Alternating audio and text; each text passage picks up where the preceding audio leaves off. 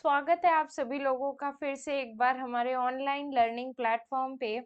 आज हम लोग स्टार्ट करेंगे branch accounting, financial accounting, business organization और माइक्रो इकोनॉमिक्स के बारे में हम पहले भी बात कर रहे थे। एसेंशियल्स ऑफ मैनेजमेंट के साथ आपको ये चार सब्जेक्ट मेजर हैं जो कि आपको पढ़ने पड़ेंगे। तो हम लोग ये भी डिस्कस कर रहे थे कि हाँ मैम माइनर सब्जेक्ट नहीं पढ़ने पड़ेंगे। द आंसर इज यस, आपको माइनर सब्जेक्ट भी पढ़ने पड़ेंगे लेकिन उसके मार्क्स चेंज होंगे और उसके क्रेडिट स्कोर्स भी चेंज होंगे। साथ ही साथ आपको जो आपका क्रेडिट कोर्सेज करिकुलर सब्जेक्ट हैं उसमें भी एक को चूज करना पड़ेगा। तो जैसे कि मैं आपको पहले बता रही थी, बीकॉम के स्टूडेंट्स को बहुत सारी क्यूरियोसिटी होती है अबाउट कि कैसे चलेगा। तो फिलहाल के लिए आपको टेंशन लेने की जरूरत नहीं है क्योंकि हमारे यूट्यूब पे लेक्चर सीरीज ऑन गोइंग है। तो आप उसको विजिट करिए और अगर आपने प्रीवियस वाला वीडियो नहीं देखा है तो आप देख के आइए।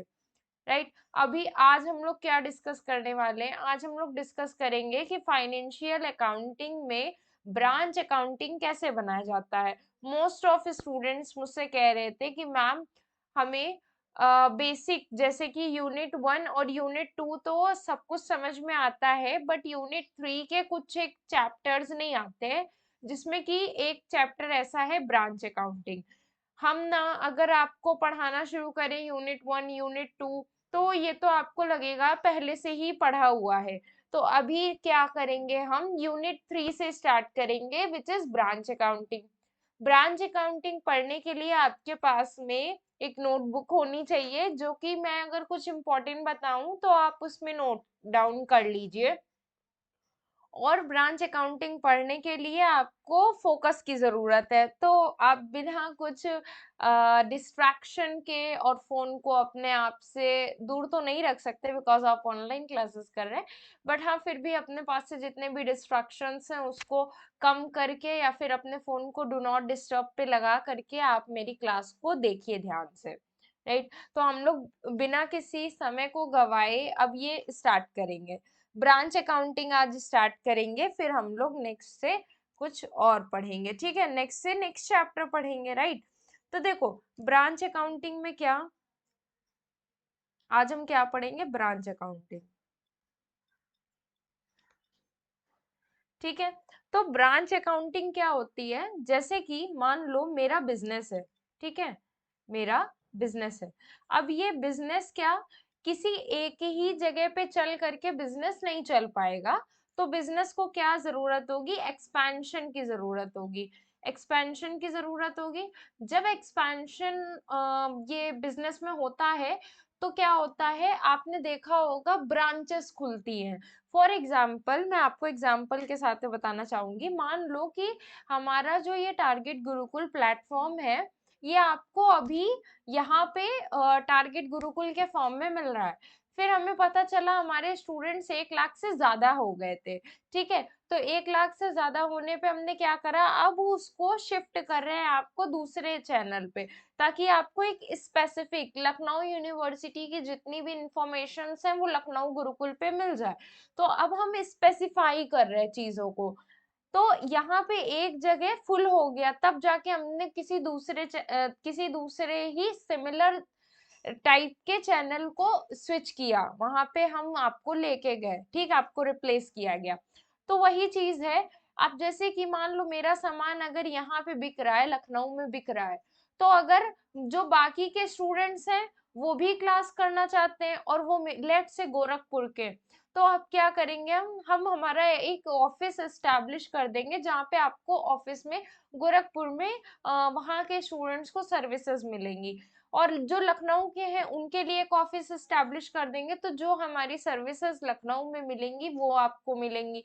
राइट, तो अब यहाँ पे मुझे ये चीज देखने की जरूरत है कि यहाँ पे जो रीच है स्टूडेंट्स की वो कितनी ज्यादा हो गई है। और एक जो हमारे साथ में एक जो चलता है कि बिजनेस अभी यहाँ पे चल रहा है वहां पे चल रहा है वैसे वाला। अब एक एग्जांपल और ले लेते हैं। मान लीजिए कि आपको मैंने बोला कि एक बिजनेस है पर्टिकुलर, और उनको क्या, अब उनकी डिमांड अलग अलग जगह की होने लगी। अब जैसे लेट से स्टार्टअप के बारे में ही बात कर लेते हैं। कुछ लेडीज ने स्टार्ट करा टिफिन सर्विसेज। अब tiffin services so called Rakab, Lucknow के रकाबगंज में टिफिन सर्विसेज चल रही है। किसी ने गोमती नगर में या फिर किसी ने अमीनाबाद में या नजीराबाद में अपना टिफिन मंगाया। तो अब हमें क्या, लोगों को हायर करना पड़ेगा, हमें कहा कहना पड़ेगा कि ये पर्टिकुलर इस जगह पे दे के आओ। बट अगर हम यहाँ से वहां तक, मान लो रकाबगंज से गोमती नगर तक सामान देंगे तो हमें ट्रांसपोर्टेशन कॉस्ट ज्यादा लगेगा। तो क्या करेंगे, गोमती नगर में ही एक ऑफिस सेटअप कर देंगे। गोमती नगर में ही हम एक ऑफिस सेटअप कर देंगे और उस ऑफिस में जाकर के हम कहेंगे कि आप अपनी इंफॉर्मेशन दे दें ताकि आपको टिफिन सर्विस अवेल हो पाए। तो ये एक्सपेंशन हो रहा है, हम हर एक जगह अपनी एक अलग अलग ब्रांच खोल पा रहे हैं। अब इसका सबसे अच्छा एग्जाम्पल, जब आप ब्रांच की बात करते हो तो हम इसको बैंक से भी जोड़ के देख सकते हैं। बैंक में क्या है, अब लखनऊ में एक हजरतगंज में जो एसबीआई की ब्रांच है, तो हजरतगंज के जो रहने वाले लोग हैं वो हजरतगंज में जा रहे हैं। वहीं अगर हम देखें गणेशगंज में ब्रांच है, तो जो गणेशगंज में रहने वाले लोग हैं वो लोग वहां पे आ रहे हैं। एक अमीनाबाद में जो एसबीआई का ब्रांच है, वहां पे अमीनाबाद के रहने वाले लोग अपनी सर्विस अवेल कर पा रहे हैं। तो इस तरीके से कनेक्टिविटी बढ़ रही है।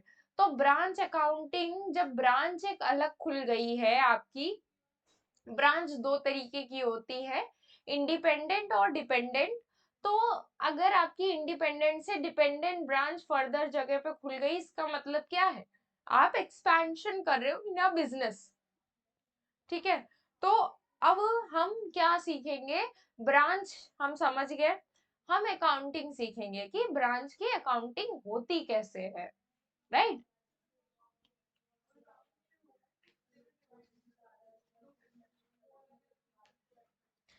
अब जैसे कि अगर हम देखें तो अलग अलग जगह पे अलग अलग तरीके की ब्रांच होती है, उनके अपने अलग अलग नाम होते हैं। ठीक है, तो हमारी जो ब्रांच होती है वो अलग अलग डिपार्टमेंट की भी हो सकती है। जैसे कि डिपार्टमेंट अकाउंटिंग एकदम डिफरेंट है। देखो, बहुत सारे बच्चे क्या करते हैं, डिपार्टमेंट और ब्रांच को सेम बोल देते हैं। ठीक है, डिपार्टमेंट और ब्रांच ये दोनों अलग चीज है।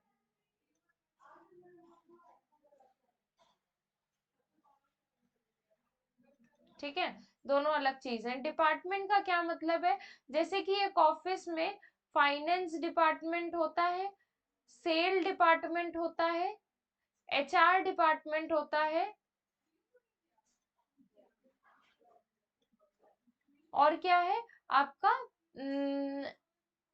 Finance department, sale department, advertisement या selling and advertising, research and development होता है। ठीक है, अब ब्रांच का मतलब क्या है, लेट्स से हमने बोल दिया इन्हीं सब का, ये तो डिपार्टमेंट हो गए। ब्रांच ए यहाँ पे पर्टिकुलर है। अब ए ब्रांच में भी B and C dependent branch है, मतलब कि ये तो इनको तो अपना एक अलग खाता और इनको क्या करना पड़ेगा, अपना अलग खाता बनाना पड़ेगा। लेकिन ये खाता किस पे निर्भर करेगा, ये जो डिपेंडेंट ब्रांच का खाता है ये इंडिपेंडेंट ब्रांच से बनाया जाएगा। ठीक है, तो यहाँ पे ये ऐसे हो गया। अब ये जो इंडिपेंडेंट ब्रांच है और ये जो डिपेंडेंट ब्रांच है, ये लोग क्या करेंगे, ये लोग कोलैबोरेट करेंगे, मतलब कि इनको एक कंबाइन कंसोलिडेट फाइनेंशियल स्टेटमेंट बनाना पड़ेगा। Are you getting my point, कि अब इनको कंसोलिडेट फाइनेंशियल स्टेटमेंट बनाना पड़ेगा। राइट। तो अब हम बात कर लेते हैं कि ब्रांच कितनी तरीके की होती है। पहले तो हम मीनिंग समझ गए कि ब्रांच है क्या। अब ब्रांच कितनी तरीके की होती है ये देख लेते हैं। जैसे कि टाइप्स ऑफ ब्रांच।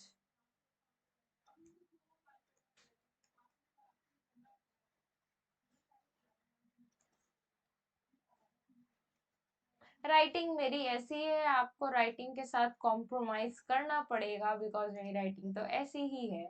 ठीक, टाइप्स ऑफ ब्रांच। अब ब्रांच दो तरीके की होती है, हमेशा याद रखेंगे। कभी कभी क्या होता है एग्जाम में इसकी थ्योरी लिखने को आ जाती है, तो आप इसकी थ्योरी भी लिख सकते हैं, लेकिन मैं तो यही कहूंगी कि आप प्रैक्टिकल सीख के जाओ, प्रैक्टिकल लगाओ, ठीक है। प्रैक्टिकल पे भी आपको अच्छा एक्सपोजर के साथ साथ नंबर भी अच्छे मिलते हैं, बट थ्योरी में क्या है, कट जाते हैं नंबर, ठीक है। तो आपकी ब्रांचेस दो कैटेगरी में डिवाइड करी जाती हैं, वन इज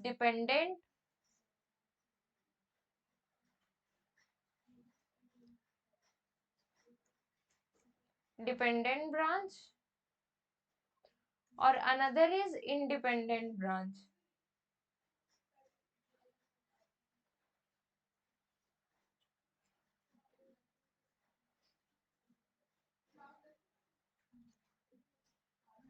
ठीक है। अब इंडिपेंडेंट ब्रांच में भी दो कैटेगरी आती है, ठीक है।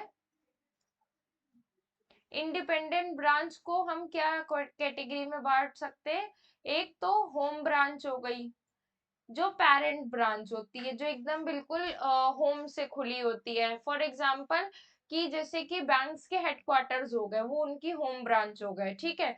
और एक ब्रांच कैसी होती है इंडिपेंडेंट, फॉरेन ब्रांच भी हो सकती है।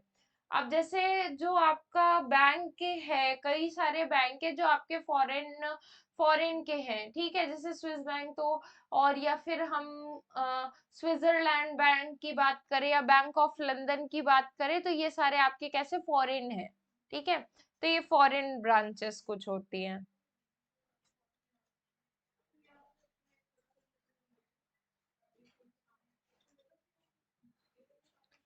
क्लियर कि डिपेंडेंट और इंडिपेंडेंट क्या होती है। अब बात करते हैं डिपेंडेंट ब्रांच, वो होती है जो कि सभी ब्रांच का अकाउंट ओन करती हैं, क्या, books of accounts, books of account क्या करती हैं, ओन करती हैं, ठीक है। इनके पास में खुद का ही एक बुक्स ऑफ अकाउंट्स होता है, ये बनाती हैं खुद, और इनका जो बुक्स ऑफ अकाउंट होता है वो हेड हेड ऑफिस में रखा जाता है,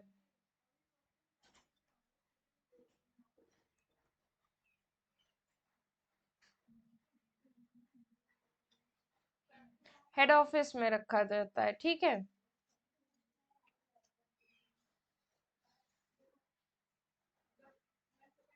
और जो भी कैश रिसीव होता है उसकी भी अकाउंटिंग यहीं पे होती है, ठीक है। अब अकाउंटिंग का सिस्टम क्या क्या हो सकता है, ठीक है। डिपेंडेंट ब्रांच किस तरीके के अकाउंट्स बनाती है, किस तरीके के सिस्टम पे चलती है, तो सिस्टम्स ऑफ अकाउंटिंग।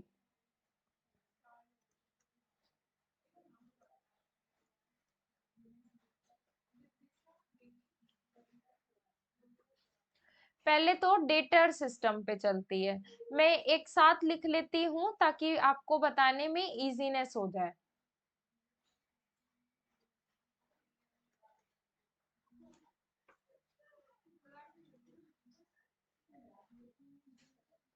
फिर स्टॉक एंड डेटर।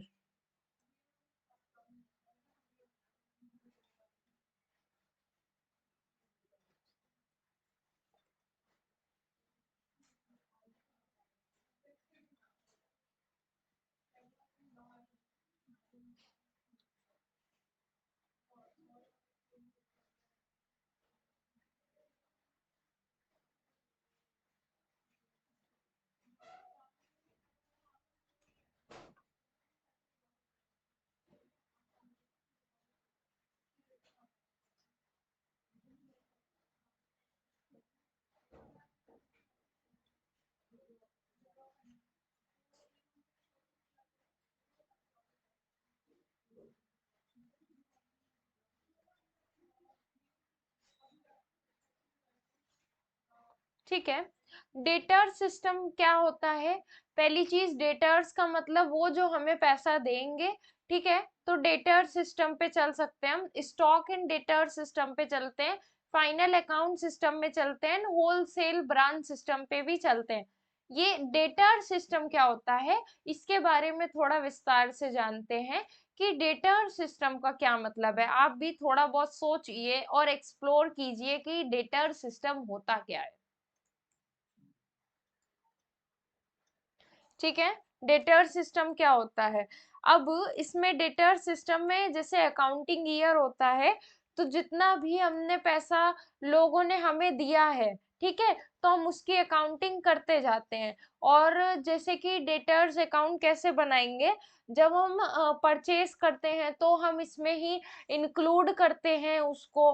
और जब हम जैसे कोई भी अमाउंट हमें अभी तक नहीं मिला है, तो भी हम हेड ऑफिस में ही डालते हैं। अब उसमें कैसे अकाउंट को बना सकते हैं, जैसे अभी तक आपने ट्रेडिंग अकाउंट बनाया है, पीएनएल अकाउंट बनाया है, और फाइनेंशियल जो बैलेंस शीट होती है, ठीक है, तो उसमें तो वहां पे डेटर सिस्टम के अकॉर्डिंग इसमें एकदम बिल्कुल उसी हिसाब से हम जर्नल एंट्रीज करते हैं। नाम किसका रहता है, हेड ऑफिस का। हेड ऑफिस जैसे आपने कंसाइनमेंट पढ़ा था एकदम वैसी। अब मैम आपने जो हमें बताया हमारे सर के ऊपर से निकल गया।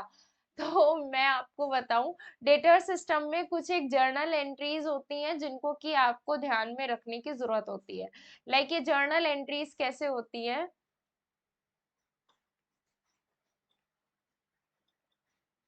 ओके, फर्स्ट जर्नल एंट्री का जो नायरेशन है वो लिखेंगे, for goods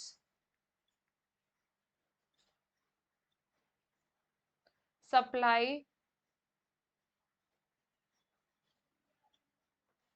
by head office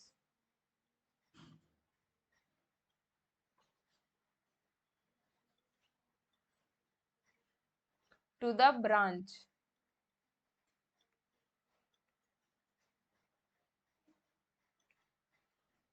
entry क्या कर सकते हैं, देखो ध्यान दो जरा, कि इन्होंने बोला है गुड्स को सप्लाई करा है हेड ऑफिस वालों ने ब्रांच को।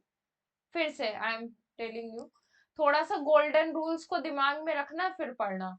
गुड्स को सप्लाई किया गया है head office to the branch, ठीक है, हेड ऑफिस से गुड्स को सप्लाई किया गया ब्रांच को। तो इसका एंट्री क्या हो जाएगा, ब्रांच अकाउंट डेबिट, किसने किया है, ब्रांच ने, ठीक है, किसने किया है, हेड ऑफिस ने, ठीक है। तो क्या होगा, ब्रांच अकाउंट, ठीक है।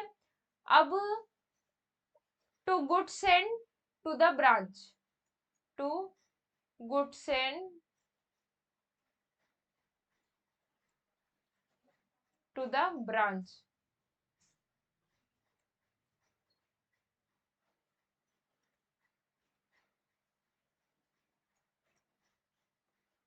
अब जैसे ब्रांच अकाउंट डेबिट, अब देखो ध्यान दो जरा, जो हमारा ब्रांच अकाउंट है ना, उसको हम क्या बोल सकते हैं, ये हमारा एक तरीके से आर्टिफिशियल अकाउंट हो गया, ठीक है।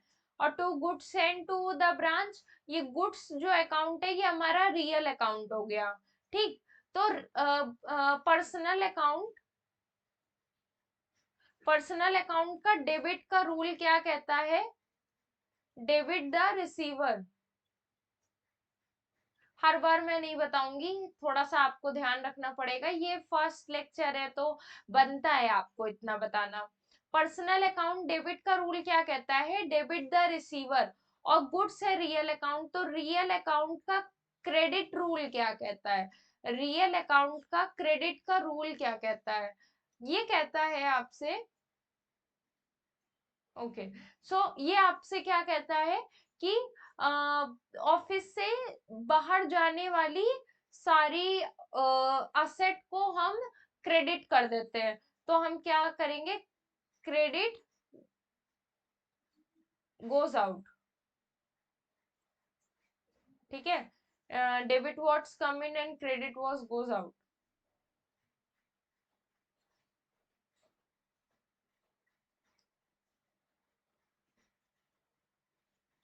ठीक है, ये करते हैं।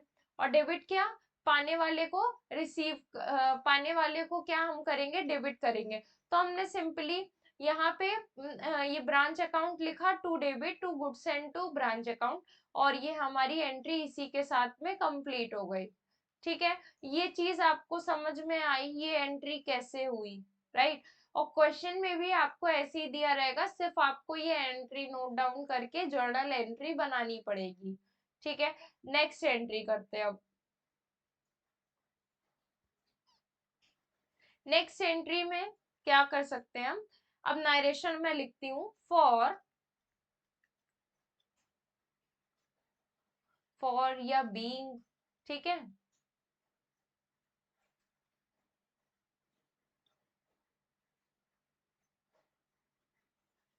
फॉर से ही काम चलाएंगे।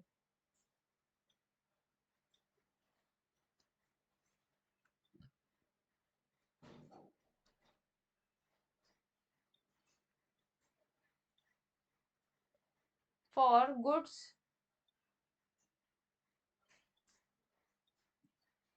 रिटन बाय ब्रांच,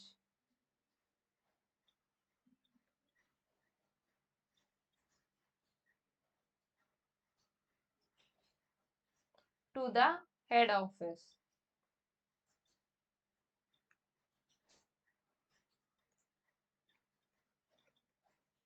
अब फर्स्ट वाली एंट्री जो हमने सीखी है, हम बस उसको रिवर्स कर देंगे, राइट। ऊपर वाली एंट्री जरा पढ़ो तो क्या लिखी है, branch account debit to goods send to the branch account, इसको जस्ट रिवर्स करना है। कैसे कर सकते हैं हम, goods send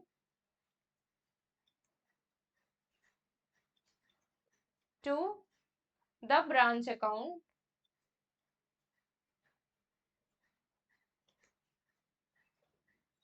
debit to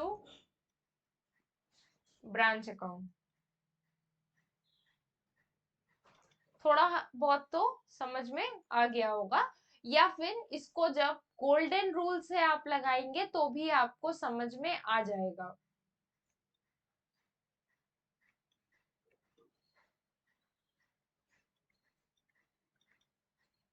okay, तीसरा देखिए,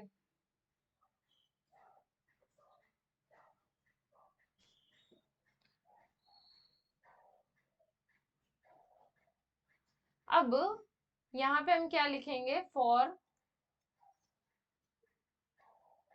रेमिटेंस,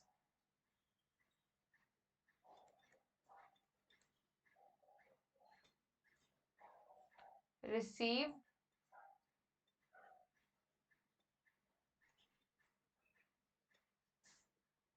फ्रॉम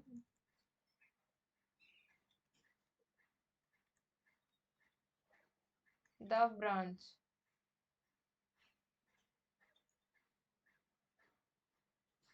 ठीक है, अब मान लो आपको कोई मनी रिसीव्ड हुआ है, ठीक है, फ्रॉम द ब्रांच, ब्रांच ने आपको मनी दिया, तो क्या अभी पैसा आपके पास में आया है ना, तो आप क्या लिख सकते हैं, बैंक अकाउंट डेबिट, और bank account is an real account, sorry, bank is an artificial account, ठीक है, पाने वाले को डेबिट करते हैं, ठीक है, तो bank account debit to branch account, किसकी तरफ से मिला है,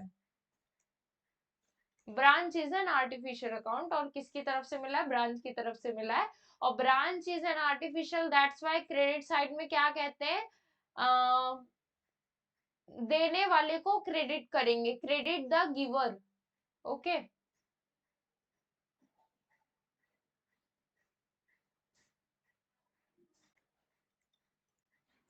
ये एंट्री भी आपको समझ में आ गई होगी होपफुली। नेक्स्ट एंट्री करेंगे, अब अगर एक्सपेंसेस की है तो for expenses,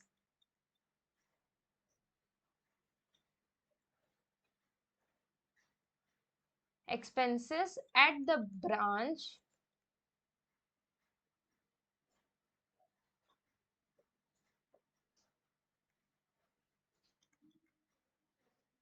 made by head office.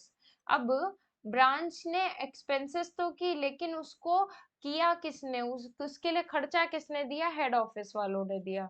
ठीक है, एक्सपेंसेस क्या होती है हमारी, डेबिट होती है, किसने करी है, ब्रांच ने करी है, तो ब्रांच को क्या करेंगे हम, डेबिट कर देंगे, ब्रांच अकाउंट डेबिट टू, कैसे की है, बैंक से करी होगी या कैश से करी होगी, what ever they want, cash से नहीं बैंक से ही करी होगी क्योंकि इतनी दूर तो ब्रांच है। ठीक, तो ये एंट्री बन गई, इसमें कोई दो राय नहीं है, आपको इजीली समझ में आनी चाहिए, और गोल्डन रूल भी अप्लाई हो गया है इसके ऊपर। ठीक है, अब नेक्स्ट एंट्री देखेंगे।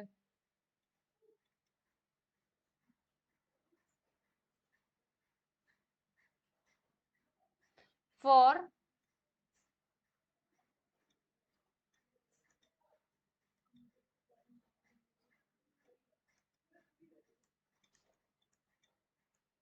फॉर एक्सपेंसेस, सॉरी, क्या लिखा है, for goods return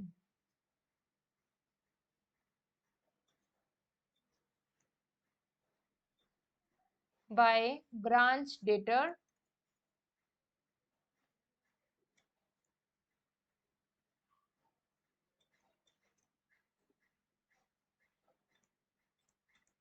to head office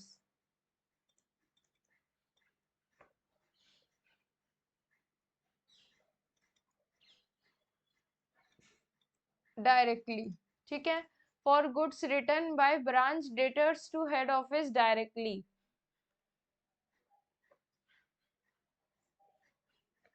goods send to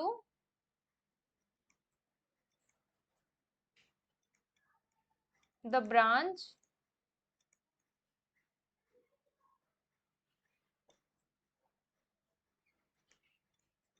account debit to the branch. क्या कर रहा है, रिटर्न कर दिया है तो हमने रिवर्स एंट्री करी है और कुछ नहीं किया है।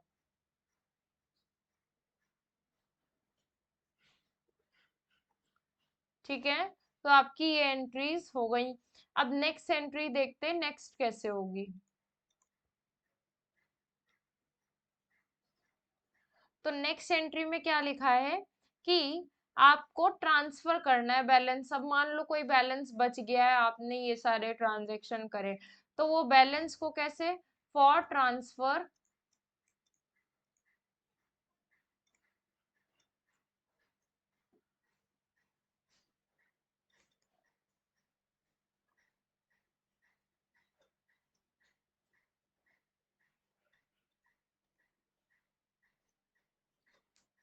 इन goods send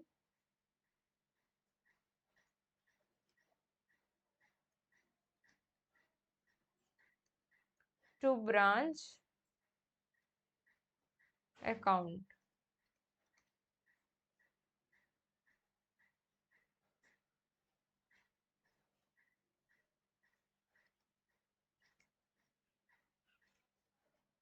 goods send to the branch account